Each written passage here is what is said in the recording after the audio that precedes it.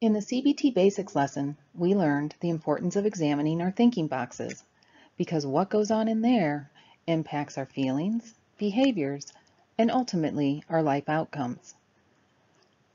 How we view the world and our place in it has a huge impact on our mental wellness. Errors in the way that we take in and process information can be damaging to our mental health. In this lesson, you'll learn one of these types of errors, cognitive distortions. Now, most of us have at least some of these distortions in our thinking, and they can cause big problems. You'll learn to identify distortions that you might have in your thinking, and you'll also learn ways to repair those distortions to improve your life.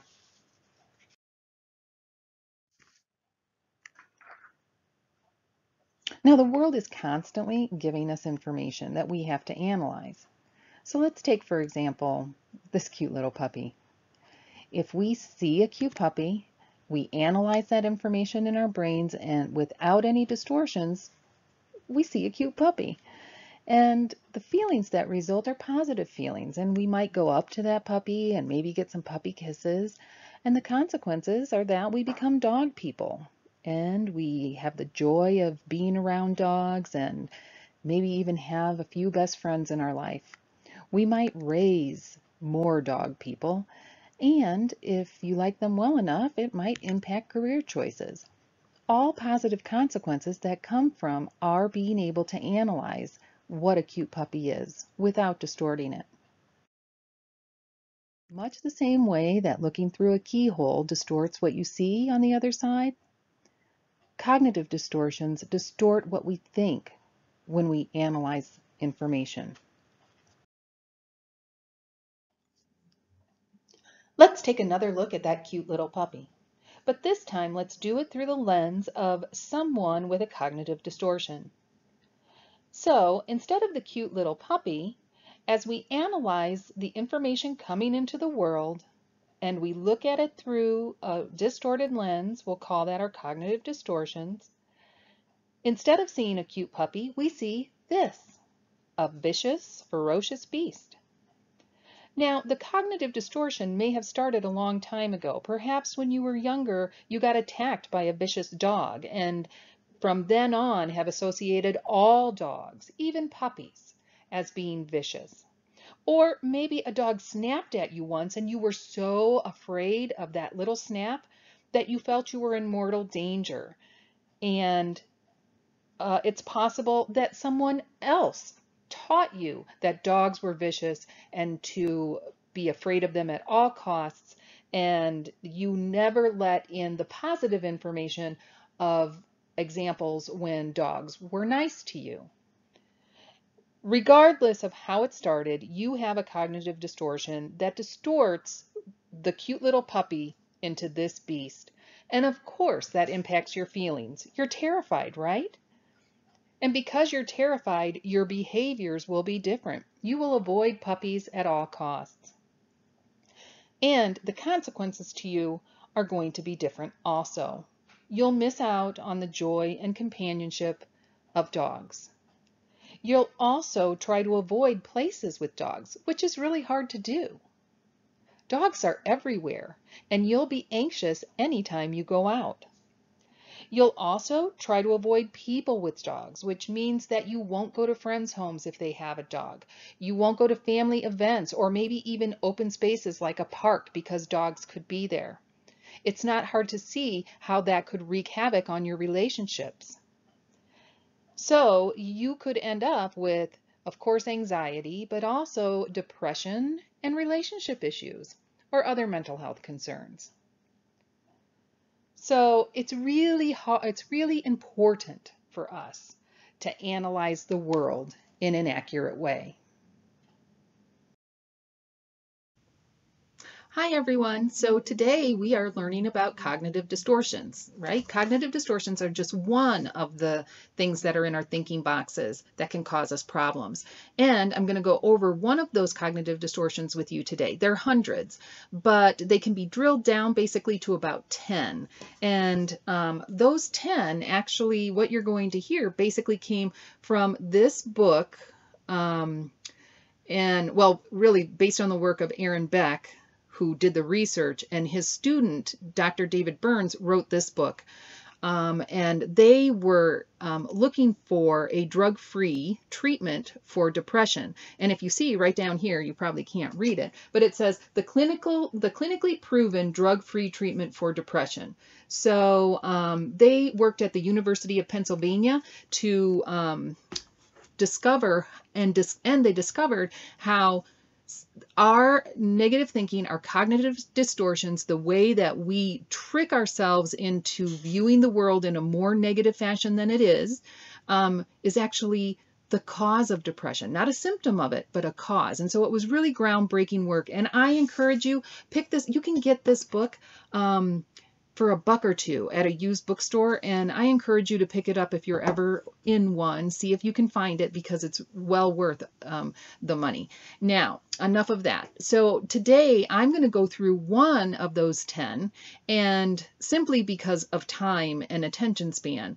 But what I will do is also, in my first comment below, I'm going to put a link to this course on my Savvy Sessions page.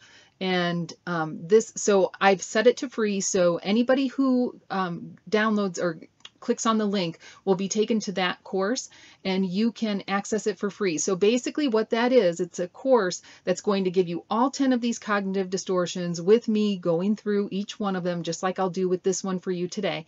And you'll also get a workbook that you can download or print out, and some tools that you'll be able to follow along with as I go through each of these cognitive distortions.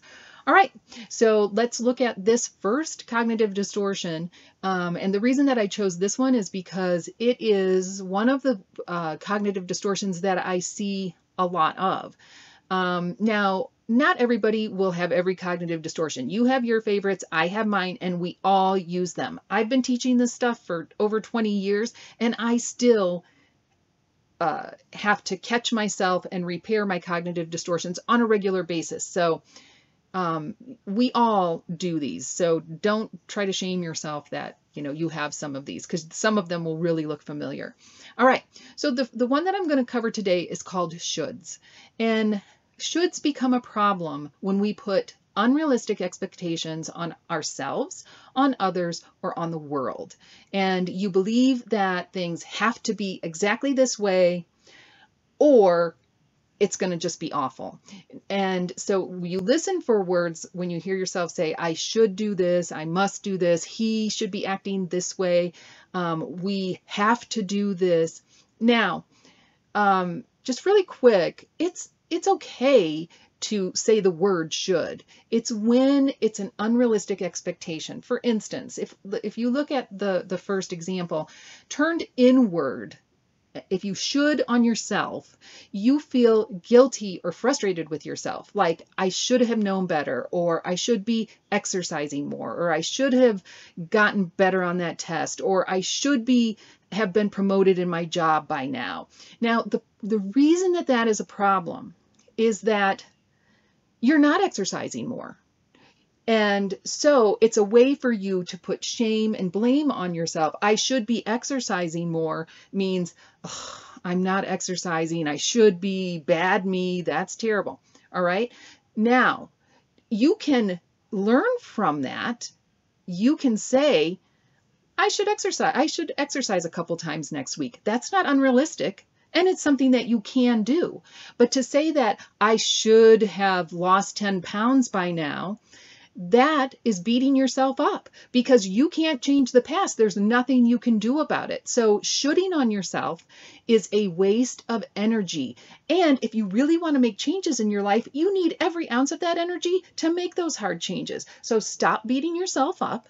Stop wishing that things had been different in the past, and use that instead to motivate yourself to do something in the future and make it realistic. So that's when you should on yourself. If you should on somebody else, turned outward, you feel anger and disappointment at other people because they don't meet your expectations. So same kind of thing, but you're projecting it outwards. A good friend would never make me wait 30 minutes.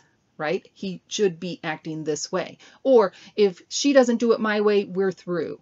So each of those things are expectations that you're putting on other people, which, number one, you have no control over what other people are going to do. You can influence, but ultimately they decide what they're going to do. So it's unrealistic for you to say how somebody else should act. You can say how you would prefer that they act. You can give them parameters, but how somebody should act, and you're trying to make that happen, you're setting yourself up for disappointment.